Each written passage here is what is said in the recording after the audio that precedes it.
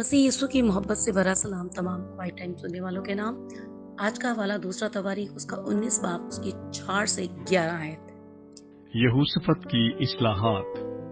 और यहूसफत यरूशलेम में रहता था, और उसने फिर बीरसबा से इफ्राइम के कोहस्तान तक लोगों के दरमियान दौरा करके उनको खुदावंद उनके बाप दादा के खुदा की तरफ फिर रुजू किया।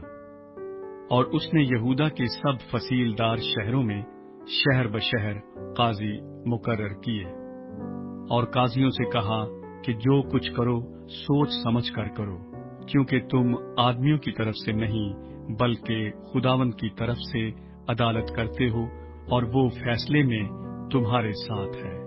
बस खुदावंद का खौफ तुम में रहे, सो खबरदारी से काम करना, क्योंकि खुदावंद हमारे खुदा में बेइंसाफी नहीं है, और ना किसी की रूदारी ना रिश्वतखोरी है। और यरूशलेम में भी यहूसफत ने लावियों और काहिनों और इसराइल के आबाई खानदानों के सरदारों में से लोगों को खुदावंद की अदालत और मुकद्दमों के लिए मुकर्रर किया, और वो यरूशलेम को लौटे। और उसने उनको ताकीद की और कहा कि तुम खुदावंद के खौफ से दयानतदारी और कामिल दिल से ऐसा करना।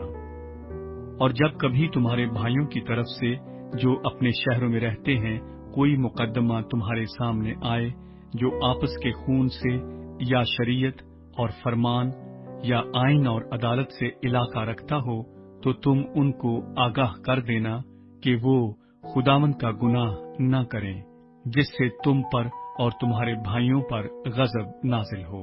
ये करो तो तुमसे खता न होगी। और देखो, खुदावंद के सब मामलों में अमरिया काहिन तुम्हारा सरदार है, और बादशाह के सब मामलों में जब्दिया बिन इस्माइल है, जो यहूदा के खानदान का पेशवा है। और लावी भी तुम्हारे आगे सरदार होंगे। हौसले के साथ काम करना, और खुदावंद नेकों के साथ हो।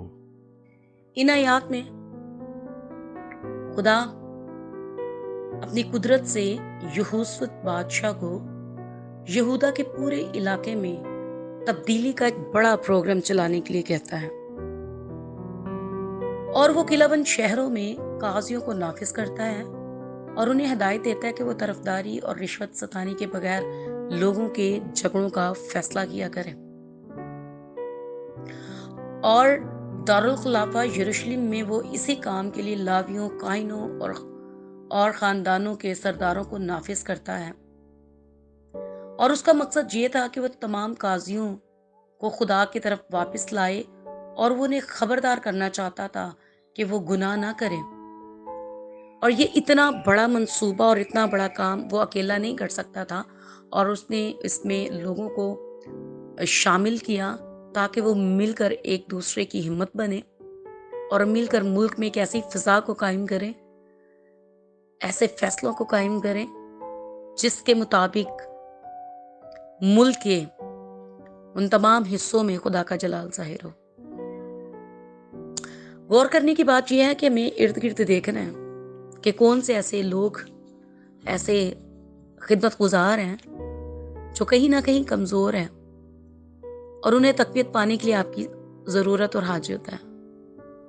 हमें ऐसे लोगों की हाजत को पूरा करने के लिए उनके पास जाना और उन्हें तकवीत देनी है, और उन तक खुदा का कलाम लेकर जाना है ताकि वो अपनी खिदमत को प्योरली सर अंजाम दे सकें, और खुदा की बादशाही को वुसअत इस जमीन के कोने कोने में मिलने वाली हो।